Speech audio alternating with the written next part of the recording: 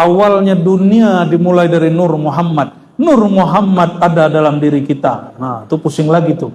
Itu ilmu hakikat. Tapi kalau orang tanya, adakah Nur Muhammad dalam diri? Gampang Pak ceknya. Nabi Muhammad itu jika dibuka dirinya, mulai dari ujung rambut sampai ujung kakinya, isinya hanyalah rahmat, kasih sayang kepada alam.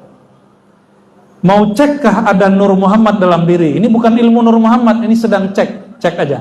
Untuk teman-teman yang menonton kajian ini, jangan lupa bersalawat kepada Nabi kita Rasulullah Muhammad sallallahu alaihi wasallam. Allahumma salli ala Muhammad wa ala ali Muhammad. Yang adanya, apakah sulit belajar tasawuf? Enggak. Lalu kenapa ada orang bilang belajar tasawuf itu rumit? Karena dia tidak mengenal jalan menuju Allah. Padahal orang tarekat loh Pak. Padahal kiai.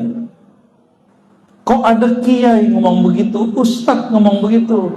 Ustadznya, kitab dia sudah berganti. Bukan lagi yang di dalam hati, tapi yang sudah dicetak oleh orang Cina, yang dicetak oleh orang Arab, yang dicetak oleh buku percetakan. Itu buku.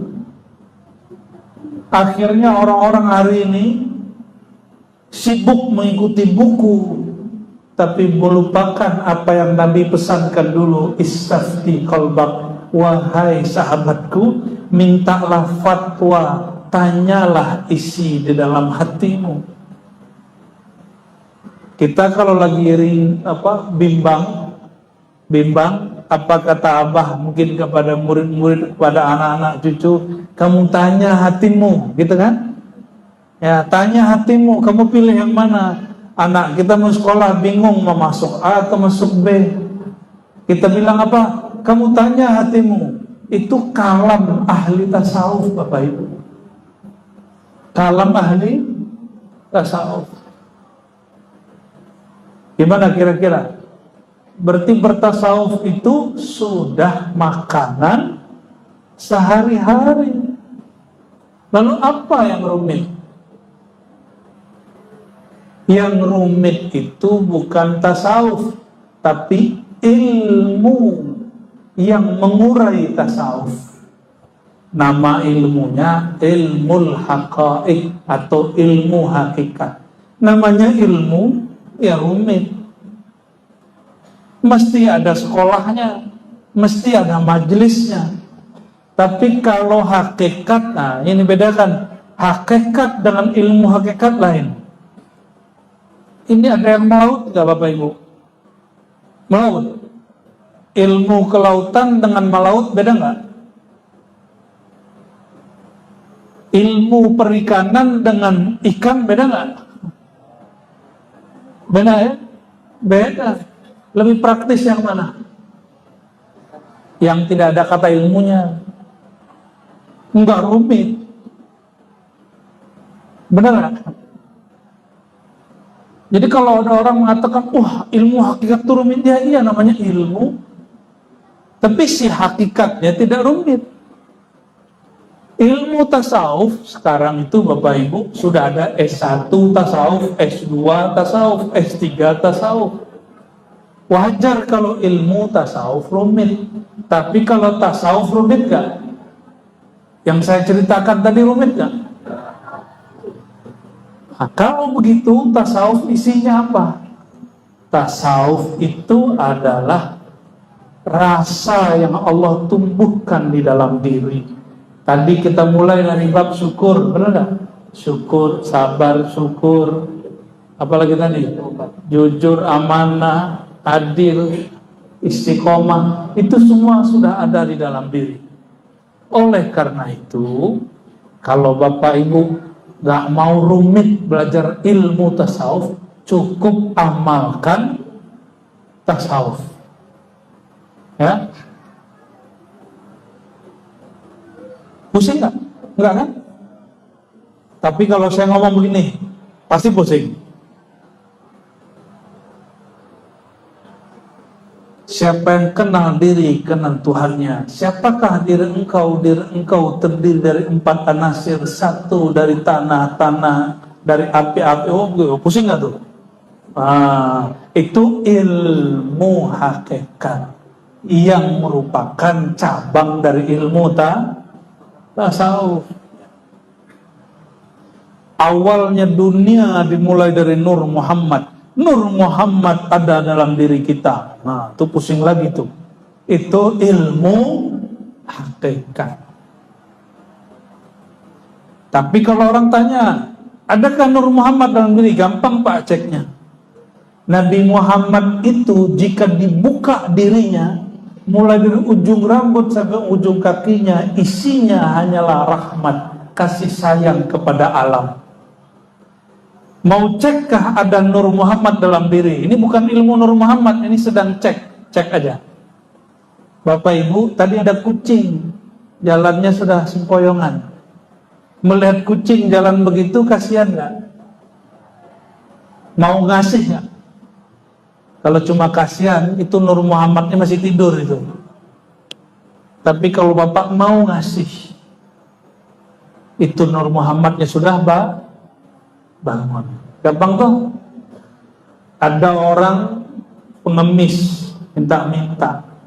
Hati kita bergejolak. Kata yang satu kasih, kata bagian yang lain gak usah kasih. Nah, itu Nur Muhammad itu. Yang mengatakan kasih, itu Nur Muhammad itu. Gampang tuh kajian Nur Muhammad. Gampang, mudah. Semudah itu.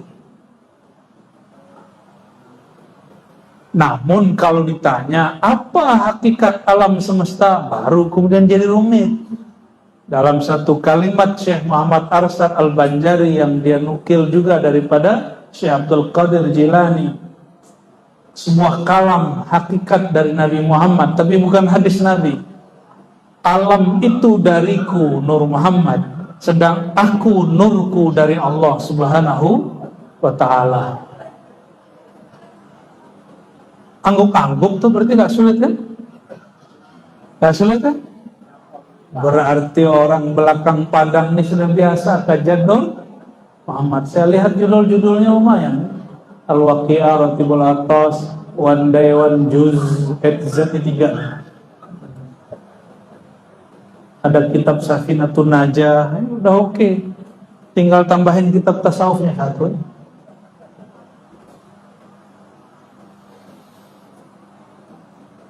Salah satu jalan ahli tasawuf supaya hati ini tidak terganggu, ada namanya latihan. Latihan itu bahasa Arabnya riyadhah. Apa bahasa Arabnya? Ada yang ototnya bagus nggak di sini, Pak? Sepertinya enggak adanya. Kalau yang suka push up itu setiap hari, ototnya bagus nggak? Tapi kalau di Indonesia hari ini, kalau otot bagus, yang suka tidak hanya laki-laki, perempuan, laki pun suka. Hati Pak Lurah, apalagi Pak Camat yang gagah. Ini otot kebentuk perut six pack. Tahu six pack nggak? Ustaz tahu six pack nggak? Nggak tahu ya? Kursus bahasa Inggris ya? Itu perutnya kayak kotak-kotak 6 disebut dengan six pack. Kalau orang tidak pernah latihan, kebentuk nggak tangannya? Kebentuk nggak perutnya? Nih yang pakai sorban-sorban ini santri ya? Sudah bisa baca kitab? Belum? Nah, dulu baca Quran bisa nggak? Nggak bisa kan? Dilatih oleh guru jadi bisa. Benar nggak? Jadi jangankan membaca nama Allah dalam diri, membaca yang tertulis di buku pun mesti berlatih. Abata. Maka untuk mampu membaca nama Allah di dalam diri mesti juga dilatih. Yang melatih baca Quran namanya guru mukri atau guru qiraat, guru tilawah. Yang mengajarkan cara sholat namanya ahli fikih. Yang mengajarkan cara mengesahkan Allah disebut ahli tauhid. Yang mengajarkan cara untuk bertasawuf disebut dengan mursyid atau syekh atau sufi.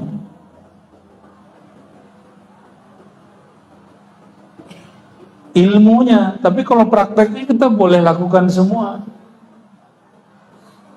Sayang sekali kok ada ahli tasawuf, ahli tarekat ngejek ahli fikih.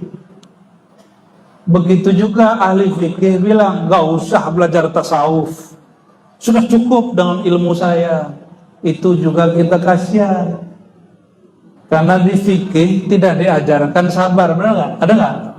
Ada nggak satu bab di fikih itu sabar? Nggak ada. Kecuali fikih sudah digabung dengan tasawuf. Jadi wajar kalau guru-guru fikih, guru-guru tilawah ini suka marah-marah ya. Bener ya? Marah aja ya. Wajar. Karena dia bukan guru tasawuf. Di tempat saya dulu ada ahli zikir hebatnya bukan main. Makomnya sudah tinggi. Tapi oleh guru tua kami tidak diangkat jadi mursyid pengganti. Kata beliau, ini muridku bidangnya lain. Karena dia pemarah, saya kasih tugas yang lain. Coba kalau guru pemarah, seperti ibu-ibu suka marah sama anak. Ibu kalau marah sama anak ngomongnya gimana? Matilah kau. Ya, ya, benar nggak? Oh, kalau marah lagi, nggak jadi deh.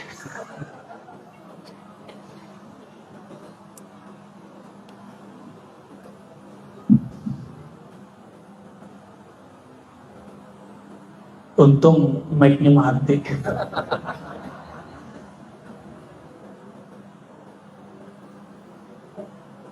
Jadi yang lucu nih, ibu-ibu marah, dia ngomong apa? Siapa bapak kau? Si anaknya jawab, suaminya emak. Allahumma sholli ala sayyidina. Yang jeleknya nggak dikeluar Pak, yang begitu aja keluarnya.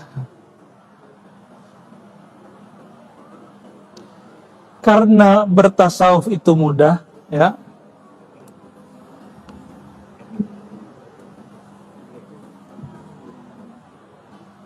Mic-nya kalau ganti topik kali ya. Bapak Ibu, kalau mau kaya, kata orang tua apa? Fokuslah bekerja, benar nggak? Benar. Itu kaya dompet, rumahnya bagus, kendaraannya cukup, tabungannya lengkap. Tapi kalau mau hati kaya gimana?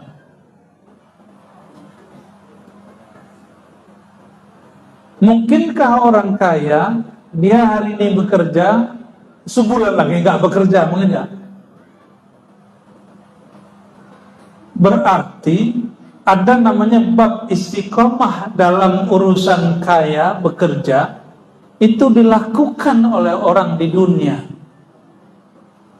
Cuma sayang, banyak orang belajar zikir masih protes. Ustadz, Buya, Kiai, Tuan Guru, saya ini sudah belajar banyak zikir, tapi hati pun masih belum tenang. Itu tanda kalau di hatinya belum kaya.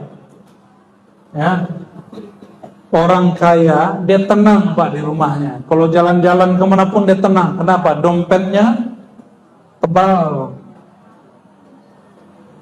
Orang yang hatinya kaya, apapun kejadian di alam semesta, dia juga tenang. Kenapa? Dompet hatinya tebal.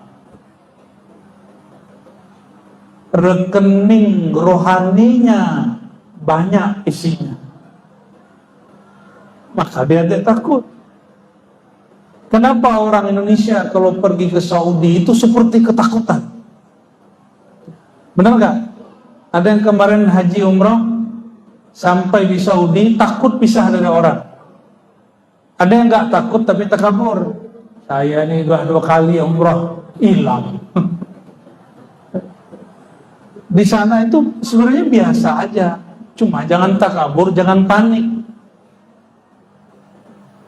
Hati yang kaya lebih kurang samalah dengan orang yang kaya dompetnya.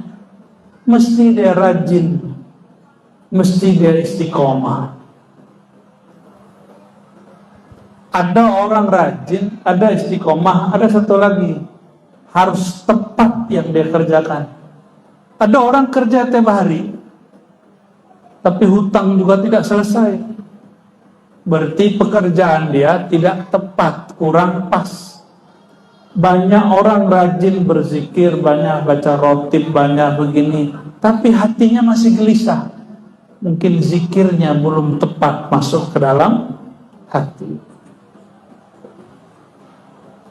Maka jika ingin kaya hati, disiplinnya juga mesti sama kalau kita ingin kaya dunia. Kalau nggak mau lebih sama lah, ya. Mau kaya hati, Bapak Ibu, mau kaya hati. Kalau mau kaya hati, minimal amalkan zikir pagi sore. Di luar sana saya sudah bagikan, mungkin sudah pernah lihat kajiannya, tapi masih online. Sekarang saya bagikan secara langsung. Ada zikir. Suatu kali dalam hadis Imam Tabrani ada orang bertanya, ada sahabat bertanya mengenai kok hidup dia susah. Lalu dijawab, supaya ingin kaya, amalkanlah zikir yang diamalkan oleh malaikat, karena malaikat dapat rezeki melalui zikir itu. Apa zikirnya? Zikir yang biasa Bapak Ibu baca di Rotibul Haddad dan Yasinan.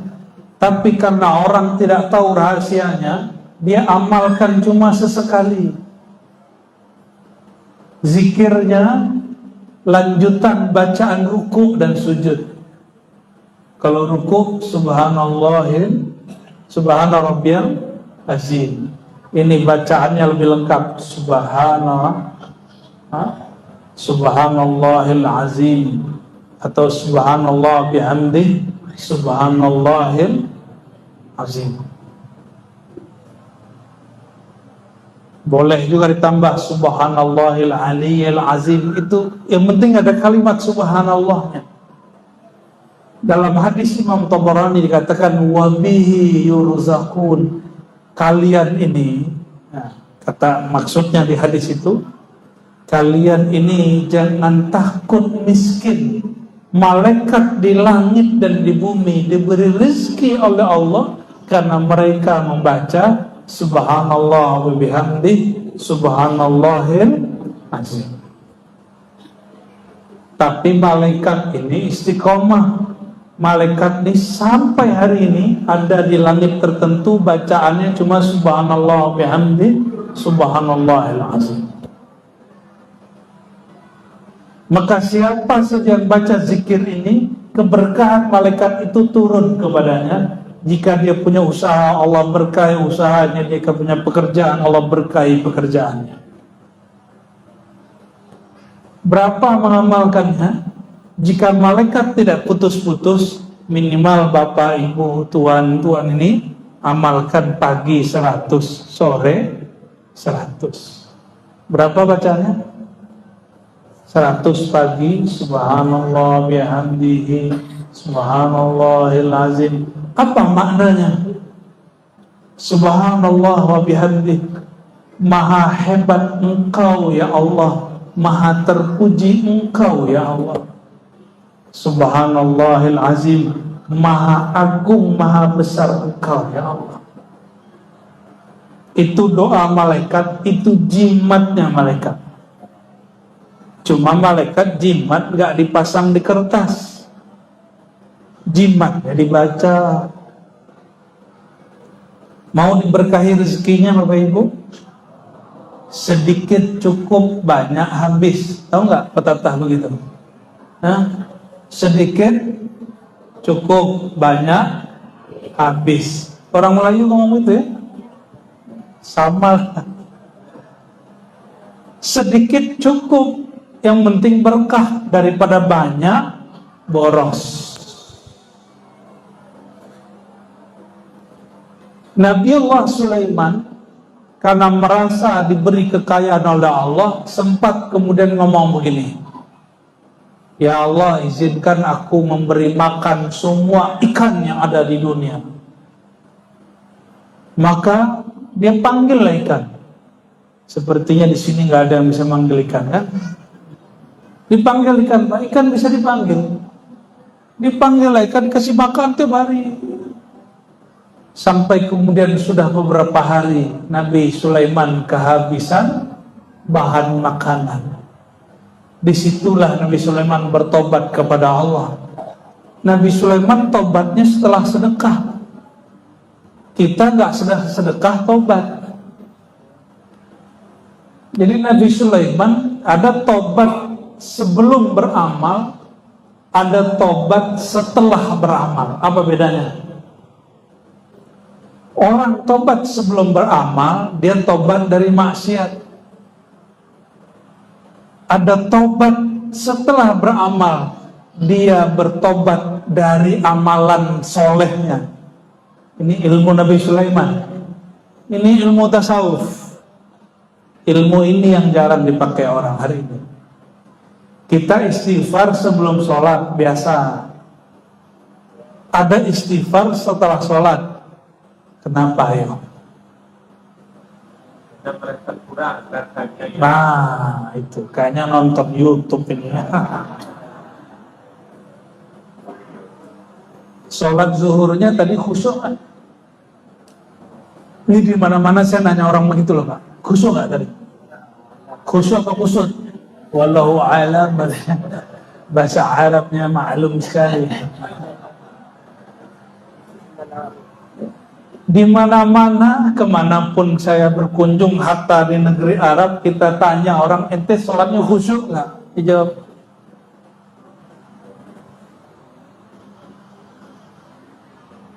kok bisa begitu ya? Tapi orang mau sholat ya, tapi sholatnya karena beban. Saya mau tanya nih Pak Lurah aja deh, kalau Pak Camat ketinggian. Pak Lurah kerja itu seneng nggak? Campur.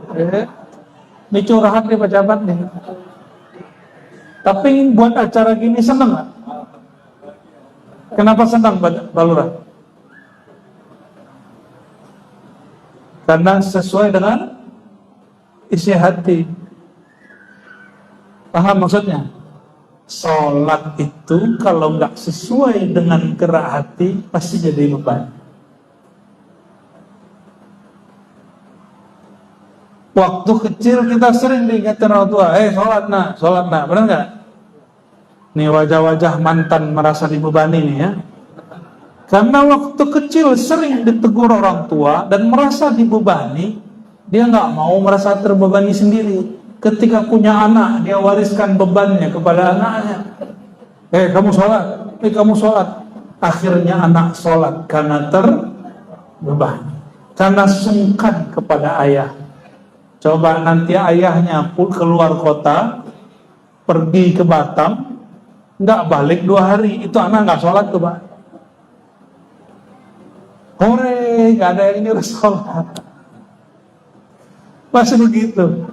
Coba tanya nih stafnya Pak Camat nih, kalau Pak Camat lagi ada berapat ke seberang, itu stafnya senang semua Pak Hore.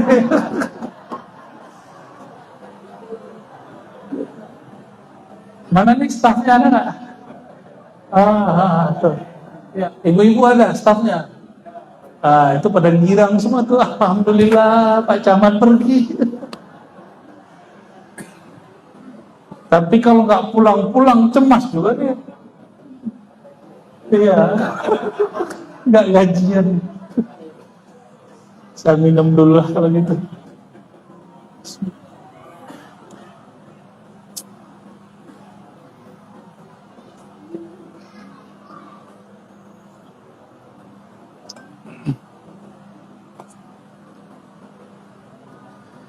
Maka kalau beramal tidak sejalan lisan dengan kalbu, pasti merasa terbebani. Itulah tasawuf. Mudah atau tasawuf? Mudah, Pak. Bekerjalah dengan hati. Nah, ini coba Bapak Ibu menikah dengan hati ya? Atau terpaksa? Terpaksa kok jadi anak. Itu namanya menikmati.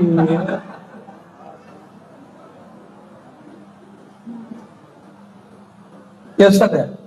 Ustaz jomblo kok punya anak? Punya anak ya. Ya. Katanya punya istri beban. Lah anaknya sudah 2. Berarti bukan beban, itu nikmat namanya. Kalau orang menikah dengan hati, sudah 20 tahun, sudah 30 tahun, rasanya sebentar. Coba kalau pengajian nih Pak, nggak pakai hati, 2 menit rasanya 2 jam. Ini mohon maaf nih, kalau mendengarkan kata sambutan lama nggak rasanya? Benar nggak? Ini jujur nih Pak pengurus nih. Pak pengurus kalau buat acara jangan banyak-banyak kata sambutan ya. Kalau tadi Pak Lurah karena Pak Lurah plus ketua panitia, nggak apa-apa lah ya. Ada yang kalau buat acara lomba-lomba Pak 5 sambutannya. Pak RT, Pak RW pun ikut. Kalau nggak ada yang mau hadir katanya. Di sini hadir Pak RT, mana Pak RT? Ada ya Pak RW? Oh ada, alhamdulillah.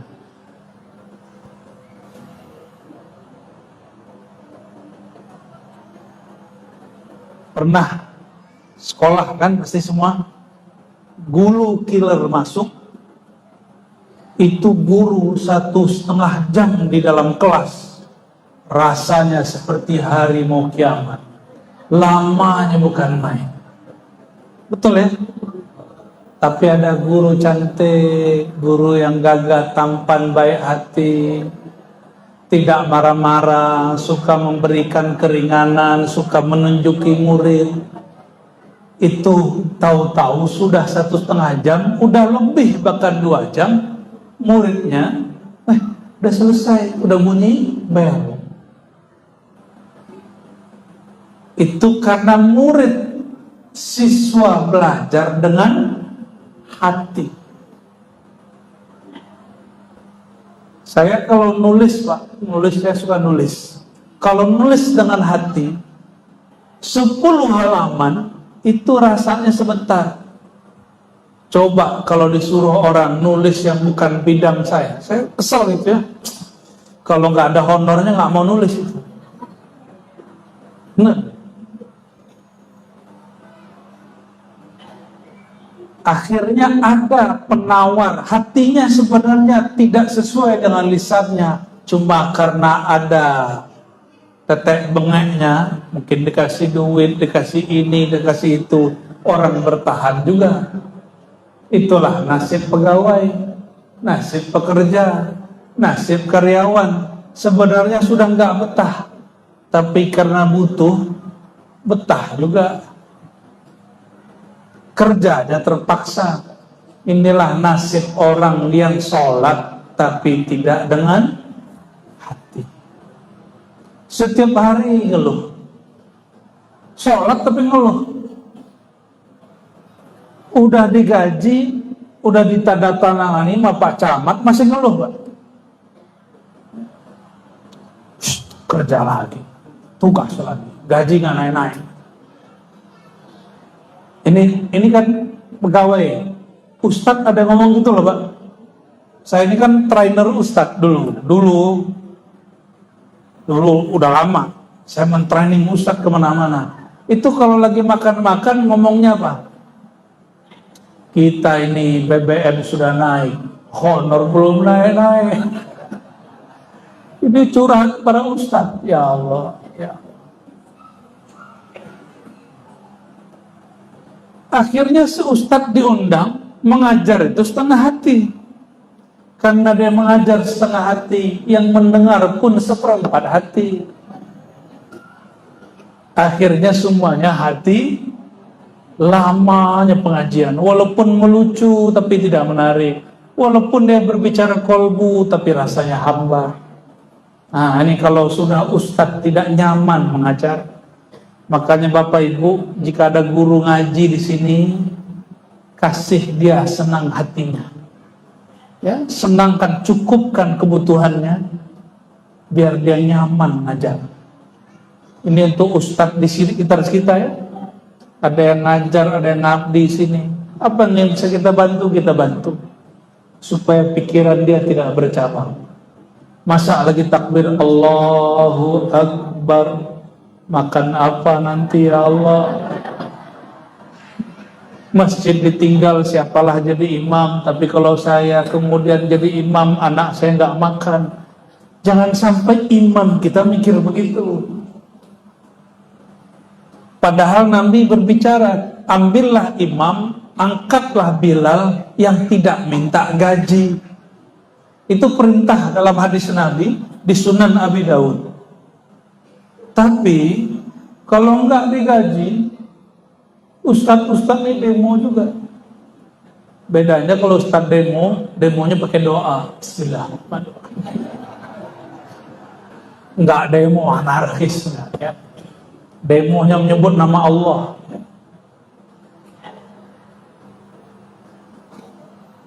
Pendek cerita Bapak Ibu, mudahnya bertasawuf. Ini saya buka yang ringan-ringan saja. Bahwa bertasawuf itu ibarat nyawa dan badan, tidak boleh dipisah. Maka janganlah para ustadz, para dai mempersulit tasawuf. Ya, justru kita buka ilmu ini kepada masyarakat supaya orang tambah tertata sabarnya. Jangan seperti ibu-ibu di zaman Nabi, ketika dia dapat musibah, dia duduk, ibu ini duduk di kuburan, nangis meratapi anaknya. Lalu Nabi menegur, wahai ibunda, isbiri, sabarlah engkau. Ini kata Rasulullah. Si ibu ini nggak tahu kalau yang menegur dia Rasulullah Shallallahu Alaihi Wasallam. Apa kata si ibu? Kamu ini bicara sabar aja. Kamu tidak tahu apa yang saya alami. Emang sabar mudah? Itu kata si ibu. Nabi pergi. Selesai si ibu ini meratap, air mata dia sudah habis. Ada orang dekatnya berkalam, ibu, itu yang tadi berkalam itu baginda Rasulullah SAW. Langsung dia kaget, dia kejar naik onta, dia kejar Rasulullah SAW.